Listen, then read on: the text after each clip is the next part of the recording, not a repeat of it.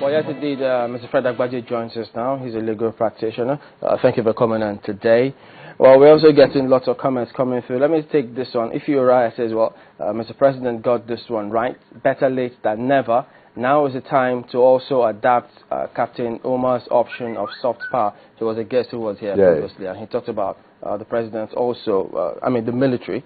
Other than going hardline, taking the hardline posture, they should also get other means to ensure that they achieve their purpose. What do you think of this? I think I agree. I agree that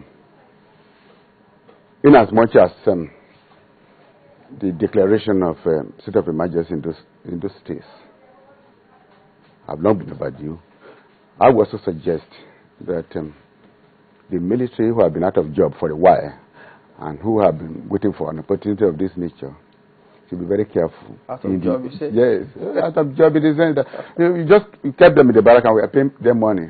So this is an opportunity for us to really see the better part of them. But did I hear you say long overdue? The state of emergency is long overdue. Let me tell you this, and I'm sure I'm speaking the mind of most Nigerians. The very moment our president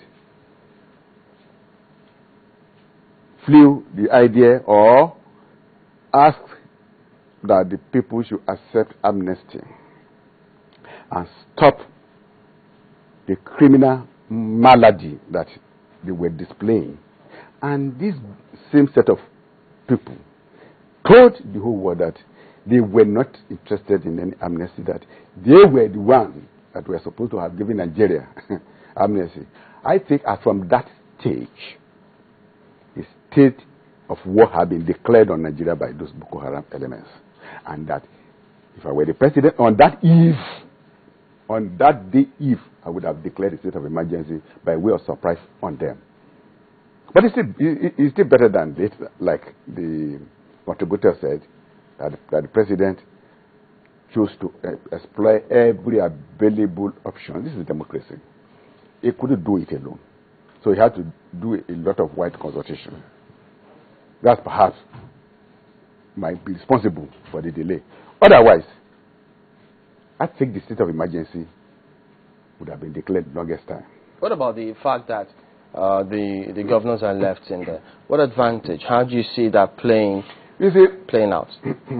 The president must be commended, first and foremost, for respecting democratic institutions and thereby leaving them intact. Because when you actually look at the full meaning, or what I would call the constitutional jurisprudence of the state of emergency, or what we call emergency rule in the realm of constitutional law, a state of emergency is like a coup d'etat. And once there is a coup d'etat, the existing legal order, I repeat, the existing legal order must give way to the new order now.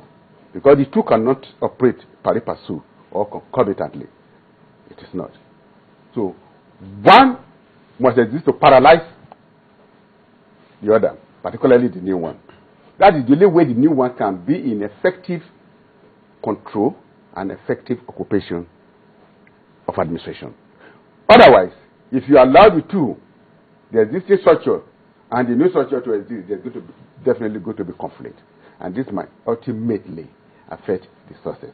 That is where I have my reservations. So are you talking about leaving the governors, the houses of assembly in those states? In those states. Because you can't talk of emergency rule and leaving those people intact. I have listened to arguments, in fairness. I have listened to arguments where some people said, oh, it would have been unconstitutional if the president had sent those democratic institutions, particularly the office of the governor and members of the House of Assembly, put them on suspension for the period of emergency. That there was no provision either in Section 11 or under Section 305 of the Constitution which allowed the president to so embark on such a suspensory measure. But I look and laugh. When you look at the entire provisions of Section 11 and Section 305, in as much as it does not talk about the president suspending, the same provisions of the law does not bar the president from suspending those those democratic institutions for effective realization of the purpose of emergency rule in those states. The only thing the National Assembly cannot do under Section 11 is to remove the governor or deputy governor. In any case, the session didn't talk anything about the president, whether the president can remove or suspend. So if the Constitution is silent on that, it means it is allowed. And because when you look at the principle, like I said, the principle behind emergency rule, it is like a coup d'etat in constitutional law. Yeah, the order changes. But in this case, yes, the order is still a democratic order. Either way. Yes. At the federal system, at the state level. So, yes, what would you want to change at the state level since it's still democratic? You see, democratic, what is happening when there's a state of emergency that you put them in abeyance? You might not like... And bring in what? An administrator. Order? Not necessarily military administrator. Are you telling me that you and I cannot be administrators of this states? I can. You can. Why is it? But I'm not a military man. Why must it be a military man that you should? We're talking about democracy. Okay. You see, we might not like... I want to do this constitutional comparison. You might not like OBJ style.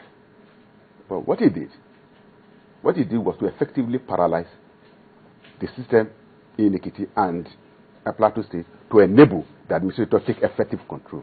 And in fairness, the problem that led to the state of emergency in those states at that time, only the emergency rule subsided. Because there was nobody to now begin to run parallel government with the administrator. See, what happened in the situation like this? Supposing those sitting governors, because as far as I'm concerned, those sitting governors, which I have regarded as sitting lame dogs, because it was under their nose or noses that law and order broke down. And that is what the presidency has rightly capitalized on